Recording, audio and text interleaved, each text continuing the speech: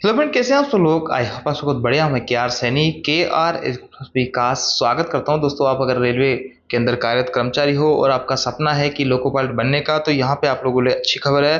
DPU की LP की जो भर्तियां हैं वो शुरू हो चुकी है। जैसा कि एक डेढ़ साल पहले हर डिवीजन से काफी बम्पर भर्तियां देखने को मिली है, फिर से यहाँ पे नोटिफिकेशन जारी होने लगे हैं। तो बात करेंगे डीपीयू की एलपी भर्ती के बारे में, कितने पदों पर भर्ती आई है, क्या क्या क्वालिफिकेशन होती है। साथ ही इसके अंदर सभी भाइयों को मौका मिलता है। ये एलडीसी कोटे की भले वैकेंसी है, लेकिन इस वक्त सारा कुछ जो प्रोसीजर है वो जीडीसी के तहत ही। इसमें सिर्फ ये है कि इसके अंदर अगर आपका सिलेक्शन होता है तो आपको उसी डिवीजन में जो है पोस्टिंग मिलती है। या आपके division to division, division level पे वैकेंसी आती है, वहीं जोन लेवल पे जो वैकेंसी आती है उसको बोलते हैं जीडीसी।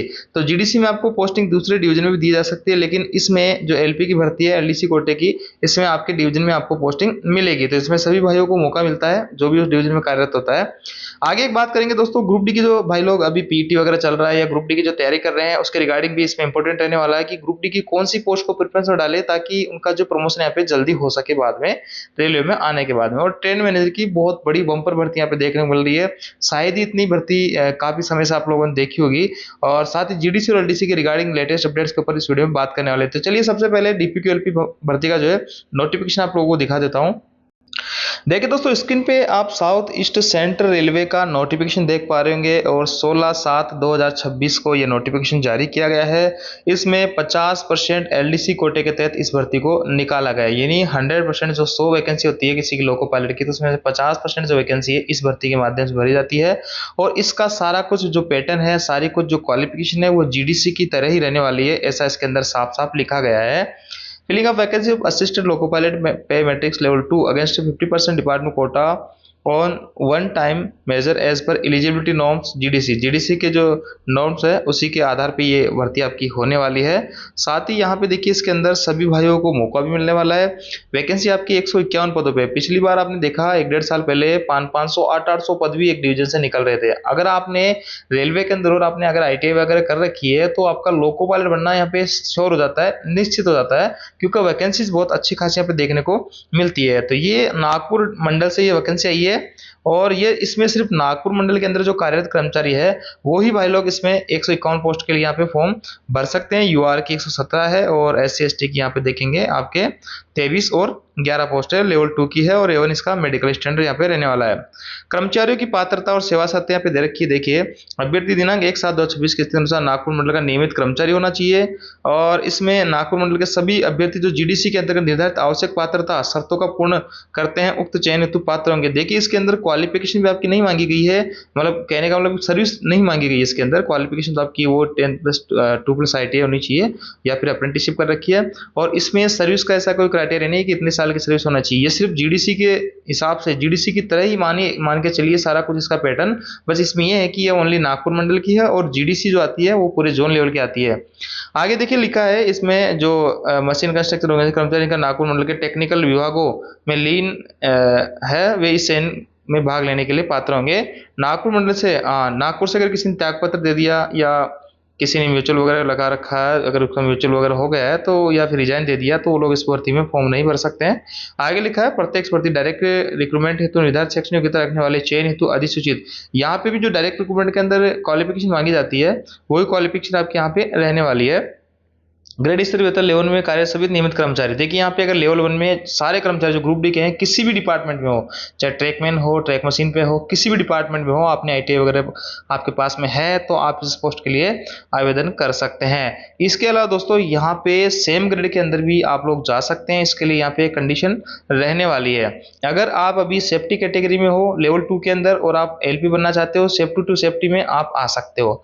अगर आप यहाँ पे जो है नॉन सेफ्टी में काम कर रहे हो, नॉन सेफ्टी किसी पोस्ट पे लेवल 2 के अंदर, तो और आप लोगो पायलट बनना चाहते हो, सेफ्टी में आना चाहते हो, तो भी आप आ सकते हो। लेकिन अगर आप नॉन सेफ्टी, अगर आप यहाँ पे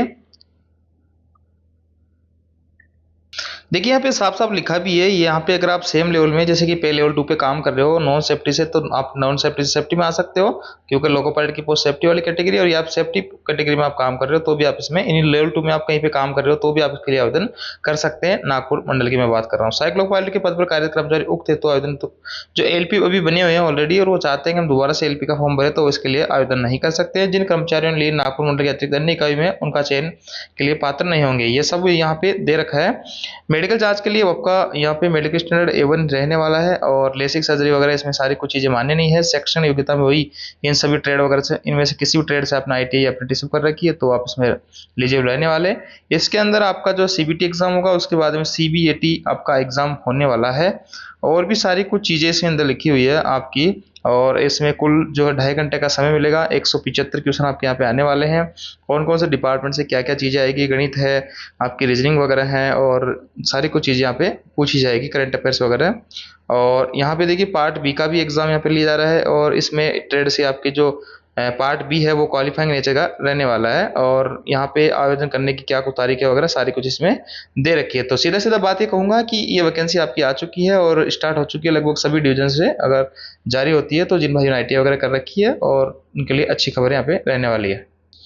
अब देखिए दोस्तों, south east central railway Bilaspur division से एक ही डिवीजन से यहाँ पे आप देखेंगे 60% ट्रेन मैजिस्ट्रेट की वैकेंसी आई है 583 पदों पे, लगभग 600 पदों पे। आप गौर कीजिएगा, कभी कभी तो पूरे इंडियन रेलवे से डायरेक्ट रिक्रूटमेंट के अंदर 600 पदों पे भर्ती नहीं आती है, वहीं बिलासपुर डिवीजन से मात्र एक डिवीजन से यहाँ पे इतनी बड़ी भर्ती निकाली गई है और इतने तो यहाँ पे पॉइंट्समैन भी नहीं होंगे। देखिए इस भर्ती के लिए जो ग्रुप डी से एलिजिबल रहेंगे वो ओनली यहाँ पे पॉइंट्समैन साथी रहेंगे और इसके अलावा जो CCTC वगैरह हैं वो भी इस पे फॉर्म भर सकते हैं। इसके अलावा और यहाँ पे सारी कुछ चीजें इसमें दे रखी है। देखिए कौन कौन लोग इसमें फॉर्म भर सकते हैं। द स्टाफ ऑपरेटिंग और कॉमर्शियल डिपार्टमेंट के लोग इसमें फॉर्म भर सकते हैं। ट्रेन क्लर्क जो होंगे TNC वो इसमें फॉर्म भर पाएंगे।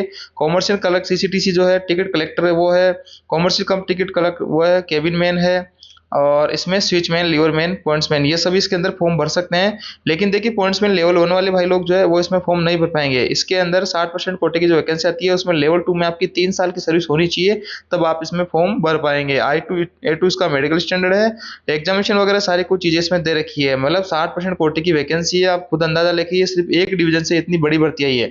ये भर्ती यहाँ पे पूरी नहीं होने वाली। यहाँ पे मिनिमम क्वालिफिकेशन का जो क्राइटेरिया है वो 60% मार्क्स लाने होते हैं, लेकिन इसमें से कई जो कैंडिडेट्स है या कई कर्मचारियों के 60% मार्क्स भी नहीं आते हैं, वैकेंसी खाली की खाली रहती है। और या फिर जो इतने एम्प्लॉय भी नहीं होंगे यहाँ पे जो कि इन पोस्टों पे जाना चाहेंगे। 600 के करीब एक डिवीजन से ट्रेन मैनेजर बनना चाहेंगे। ये बहुत बड़ी भर्ती आप तरीके से कह सकते हैं। तो मैं आप लोगों को कहना चाहूंगा कि अगर बिलासपुर डिवीजन में मान लो ये वैकेंसी पूरी नहीं हो पाती है या आप पूरे फॉर्म आपकी इसके नहीं भर पाते हैं, खाली रह जाती है, तो इन भर्तियों को GDC के माध्यम से निकालना चाहिए ताकि दूसरे भाइयों को इसमें फायदा हो सके। आप लोगों को क्या विचार है आप कमेंट्स करके बता सकते हैं। इसके अलावा दोस्तों एक और नोटिफिकेशन जारी होता है मुंबई सेंट्रल से और 13/7/2026 का है। वही आपके गुड्स ट्रेन मैच की 60% कोटे की, इसके अंदर 131 पोस्टें हैं और इसमें भी वही सारे लोग इसमें एलिजिबल रहने वाले हैं जो कि मैंने आपको अभी बताया ये सब लोग। और इसमें पॉइंट्समैन वाले साथी अगर बनना चाहते हैं तो लेवल 2 में 2 साल की सर्विस आप लोगों को चाहिए होगी 1900 ग्रेड के अंदर। और भी कई सारी चीज़ें इसमें 3 साल की सर्विस चाहिए होगी। इसमें देखो कुछ साथी पूछ रहे सर कि कहाँ लिखा है, देखिए यहाँ पे ये लिखा है 3 साल की जो ग्रेड यहाँ पे मांगा गया है उस ग्रेड के अंदर यहाँ पे 3 साल की नौकरी इन यहाँ पे होनी चाहिए लेवल 2 के अंदर। और सारा कुछ सिलेबस वगैरह एग्जाम पैटर्न सारी कुछ चीज़ इसमें क्लियर की गई। तो यहाँ पे जो नई भर्ती की तैयारी कर रही है भाई लोग उनको कहना चाहूंगा कि फॉर्म भरते टाइम पॉइंट्समैन पोस्ट को आप ऊपर डालिएगा ताकि यहाँ पे LDC कोटे का अच्छे से आपको फायदा मिल सके। और यहाँ पे जैसे ही आप एलिजिबल हो जाते हो LDC कोटे की भर्तियों के तो यहाँ पे निश्चिंत है आपका यहाँ पे प्रमोशन ना, क्योंकि सबसे ज़्यादा जो मौके मिलते हैं रेलवे के अंदर ग्रुप डी में वो पॉइंट्समैन साथियों को मिलते हैं। तो फॉर्म भरते टाइम आपको सही अगर प्रेफरेंस भरते हो, सही तरीके से मेहनत करते हो तो आपको पोस्ट का अलॉटमेंट होने के भी चांसेस रहते हैं। तो ये तो दोस्तों जानकारी, आई होप जानकारी आपको अच्छी लगी होगी। वीडियो आपको तो वीडियो को लाइक कीजिए, दोस्तों शेयर जरूर कीजिएगा। और मैं ये फिर से कहूँगा कि अगर ये वैकेंसी यहाँ पे खाली रहती है LDC कोटे की जो कि बम्पर भर्तियां निकल रही है तो यहाँ पे GDC की तरफ इनको बढ़ना चाहिए ताकि यहाँ पे ट्रैकमैन साथी वगैरह आपके जो ट्रैक मशीन पे काम करते हैं, ट्रैक मेंटेनर वगैरह, उनको लोगों को यहाँ पे फायदा हो सके। तो ये दोस्तों जानकारी आपको अच्छी लगेगी। वीडियो को लाइक शेयर जरूर कीजिएगा। Thank you.